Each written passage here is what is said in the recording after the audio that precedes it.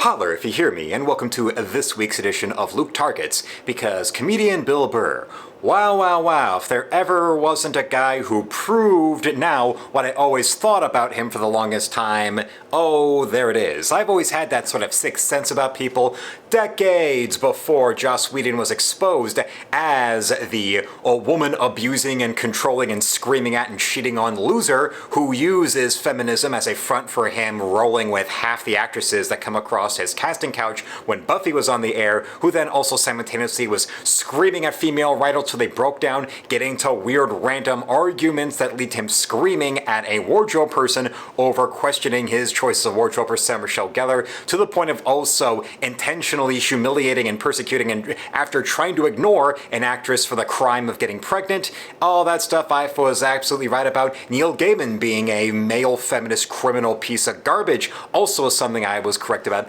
J.J. Abrams being a talent-deprived, self-absorbed little twerp who eventually he would be exposed as nothing but a feckless hack and would disappear from the limelight, which has also been happening. And now Bill Burr being just a generic example of a comedian who thinks that having the dialect of an angry working class dude from the Northeast who's incoherently screaming about his wife pissing him off or about people at his job that pissed him off and thinking that makes him cool or tough because he's a 3-foot balding dude, now totally bald, that can scream at people that are in traffic in the middle of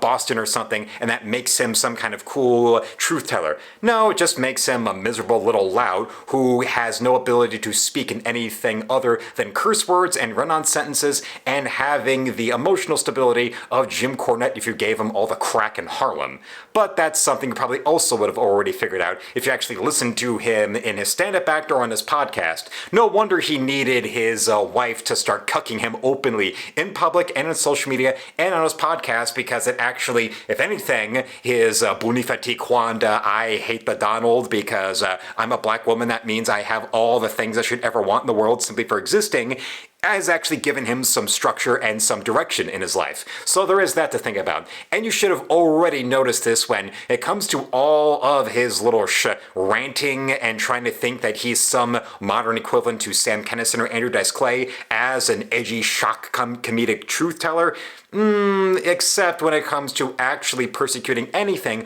other than the most generic things that a dude drunk off his ass who's had too many bad relationships would have to say about women and think that's somehow being edgy. No, but when it comes to pointed stuff out there where you could go and, take the modern woman to task, when it comes to stuff or subjects like, well, when it comes to the whole hypocrisy of my body, my choice you'll be hearing for decades on end from the same women that will then have you threatened at the least, or have you dragged out of your home and beaten to a pulp like their Hassan Piker fans seeing somebody wearing a yarmulke in New York City for refusing a vaccine. That stuff, of course, he'll talk around or dance around. And that's all before he was at the UFC event where his wife flipped off the man who's going to save America, and his response was just to sit there like a bitch instead of talking to her about it right there, reprimanding her to her face, or making any kind of statement of saying about what she did there on social media. No.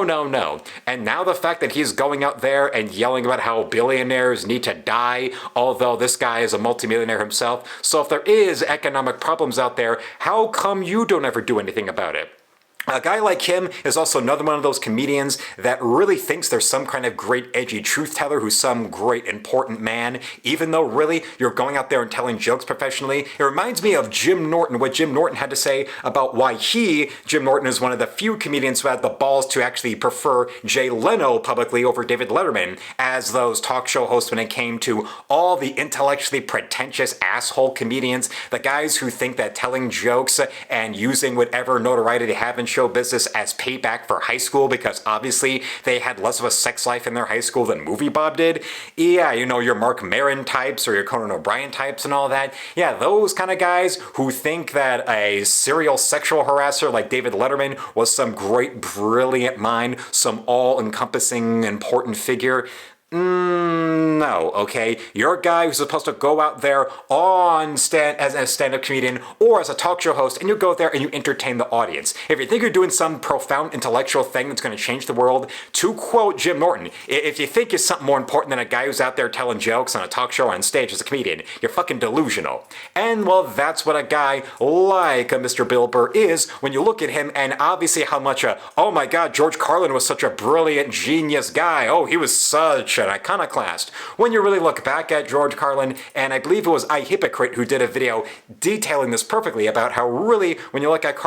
George Carlin and the type of comedians that took him as a substitute for God or Jesus or both, are the kind of guys that basically what Carlin and his ilk of that generation were Reddit atheists before Reddit was a thing. The kind of guys that George Carlin in his lifetime and Bill Burr in their lifetime right now want to complain about the billionaires and the millionaires, all the criminals of Wall Street, all the economic problems and all that, even though they all live in gated communities or in rich-ass neighborhoods, like how good old Mr. Carlin was born and raised in Harlem, but once that money started rolling in, where did he settle as his homestead there in his adult career and all that? Oh yeah, in a rich-ass white suburb in Colorado, but then kept on publicly complaining about how segregated the neighborhood was. Well, maybe that's because all the pale or black people in that neighborhood you came from couldn't afford to live in an area, because that was the goddamn point of areas like that, for a bunch of rich, affluent, fart-huffing liberals like you to be safe from all those black people you think that just live to want to go and break into your home and cut you and all of that.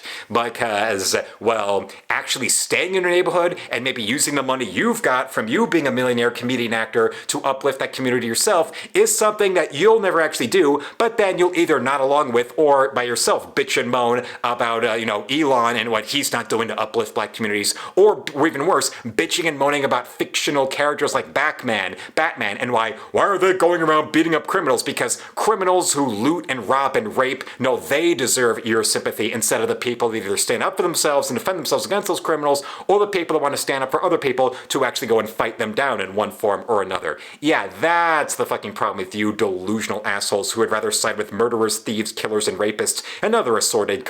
people that have lived in nothing but Democrat-run cities for their entire lives, than those that would try to do anything to stop them.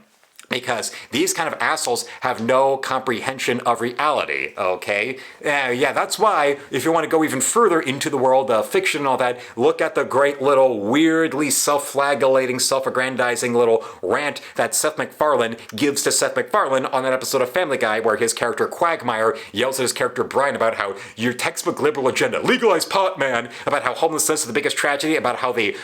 middle class is being killed by companies. Well, what have you done to help? Those kind of people, if they really do want to help, how about you go and volunteer at a soup kitchen? How come Bill Burr, with his millions to his name, doesn't do anything to start a scholarship program or to put up his own little homeless shelter in some neighborhood or whatever? I'm pretty sure where he's from, there's plenty of impoverished, dangerous neighborhoods that would love to have some of that,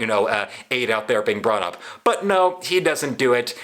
He's just too busy screaming about billionaires because he may or may not appear on some kind of Diddy tape or some kind of Jeffrey tape. And he damn well knows that, and we are damn well able to sniff that out. And that's not my opinion. I know I'm right. So I want to thank you all for watching. Subscribe to my channel, hit 10,000 subs, become a member today, and shop my art store at the second link below where you can buy my art, or you can commission me, or you can go and donate. So until then, felines, slam it, lick it, suck it, and see you, Space Cowboy.